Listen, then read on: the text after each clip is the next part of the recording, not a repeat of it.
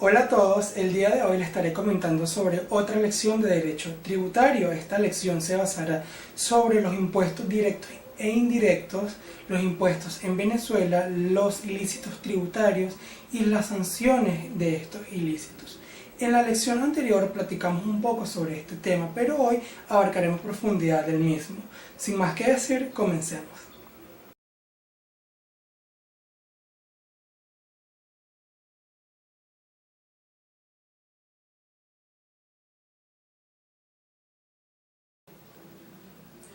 Los impuestos generalmente se clasifican como los impuestos directos y los impuestos indirectos.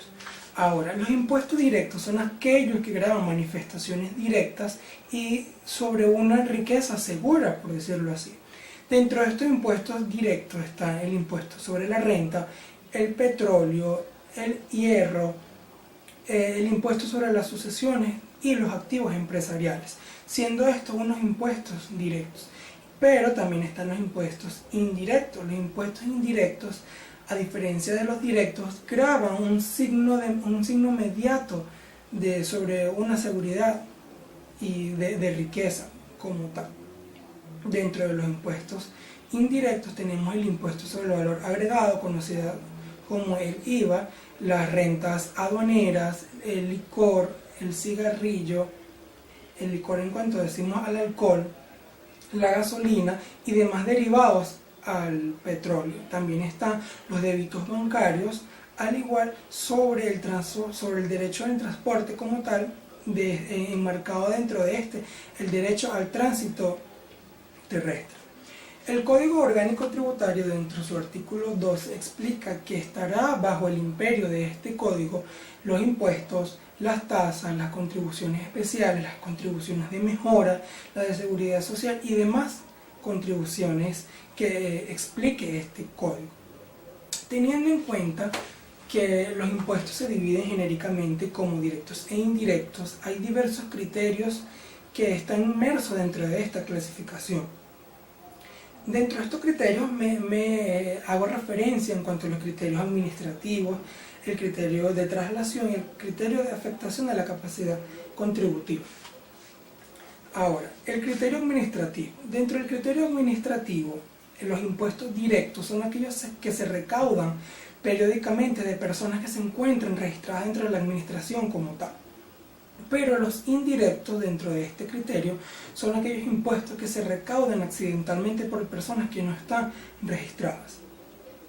Ahora está el criterio de traslación. El criterio de traslación te implica que los impuestos directos son aquellos que son soportados por personas que son designadas contribuyentes por ley, por el cual no pueden ser trasladadas a otro tipo de sujetos. En cambio, los indirectos son aquellos impuestos soportados por personas que no son contribuyentes por ley, por el cual le dan el lugar a la existencia del contribuyente de facto. Ahora está el criterio de la afectación de la capacidad contributiva. En los impuestos directos, explica que los impuestos directos dentro de este criterio gravan las manifestaciones directas sobre la capacidad contributiva, en este caso el impuesto sobre la renta, pero cuando hablamos de los impuestos indirectos, ellos te gravan las manifestaciones indirectas dentro de la capacidad contributiva. En este caso tenemos el impuesto sobre el valor agregado, o sea el IVA. Tiene claro que los impuestos se clasifican genéricamente como impuestos directos e impuestos indirectos. Procedo a explicar los impuestos que actualmente poseemos en Venezuela. Venezuela tiene impuestos nacionales que rigen 4 caracteres importantes, como la renta, los productos y bienes de consumo, el capital y las importaciones. La renta se basa sobre el impuesto sobre la renta y el impuesto determinante nacional que poseemos en Venezuela. Los productos y servicios y bienes de consumo, aquí poseemos el impuesto sobre el valor agregado, o sea el IVA, poseemos el impuesto sobre el alcohol y las especies alcohólicas, los hidrocarburos y la producción de fósforos y salinas. El capital cuenta con los impuestos sobre los activos empresariales, los impuestos sobre las sucesiones, impuestos sobre las donaciones y demás impuestos que son conexos de esta rama. Y por último tenemos las importaciones, que esta simplemente se basa por la ley de aduanas. Actualmente el CENIAT es el órgano facultado o es el que tiene la facultad sobre la obligación tributaria nacional, por el cual bajo su jurisdicción tiene los impuestos internos, estos impuestos internos sobreprotegidos por este órgano facultado. Estos impuestos que posee el CENIAT son los mismos que anteriormente acabo de mencionar, como el impuesto sobre la renta, el impuesto sobre el valor agregado, el impuesto sobre el alcohol y demás especies alcohólicas, los impuestos sobre las asociaciones, los impuestos sobre las donaciones y demás impuestos que le acarrea dentro de la facultad de este órgano.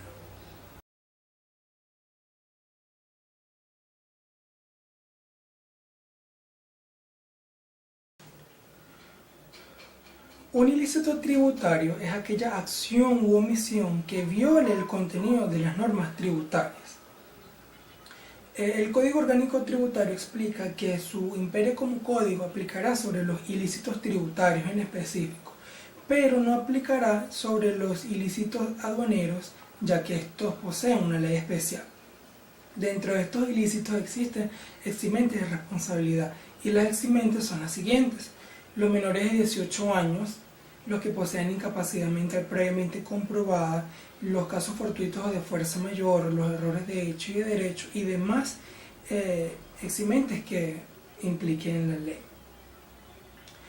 Los ilícitos tributarios se clasifican en ilícitos tributarios formales, materiales y los sancionados con penas restrictivas de libertad. Los ilícitos formales son aquellos que, como su palabra lo dice, es formal porque son aquellos ilícitos que incumplan en la obligación que se encuentra compelida o contenida en la ley, en los reglamentos, en las normas o en los instrumentos normativos que determinen la obligación tributaria. Ahora, los ilícitos materiales son aquellos que versan en, por ejemplo, el retraso del pago del tributo, la omisión del pago del tributo, la disminución indebida de ingresos tributarios, el retraso del pago de los anticipos, la omisión del pago de estos anticipos. También está el no retener o no tener fondos, el retener y percibir menos, o el retener y no enterar, siendo estos ilícitos materiales. En cuanto a los ilícitos que tienen sanciones, que están sancionados con penas restrictivas de libertad, está el defraudamiento. El defraudamiento te explica que es que cuando que incurre con defraudamiento aquella persona que por medio de cualquier engaño induzca a la administración tributaria a un error, y que para sí o para un tercero obtenga un enriquecimiento indebido mayor a 2.000 unidades tributarias. Ahora también está la falta de enteramiento, que es otro ilícito sancionado con pena restrictiva de libertad, y la divulgación de información confidencial administrada por terceros.